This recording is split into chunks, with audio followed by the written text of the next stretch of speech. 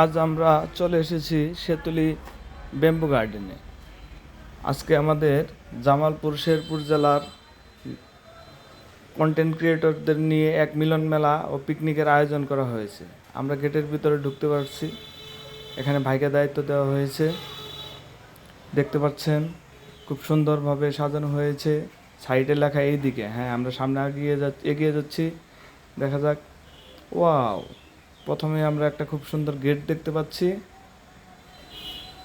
খুব সুন্দর। Creator network Bangladesh picnic আয়োজন, দ্বিতীয় আরেকটি গেট।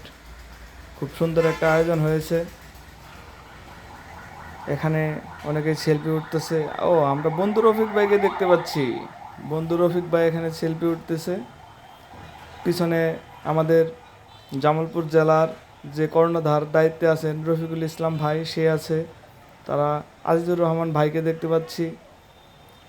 এখানে সেলফি গ্যালারিতে সবাই সেলফি তোলা নিয়ে ব্যস্ত। হ্যাঁ, এদিকে স্টেজ, অসাধারণ সুন্দর একটা আয়োজন করা হয়েছে। স্টেজ আমরা দেখতে পাচ্ছি।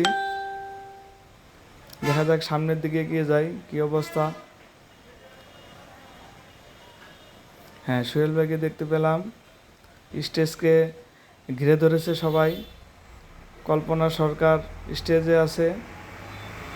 হ্যাঁ, এখানে আমরা লালন ভাইকে দেখতে পাচ্ছি।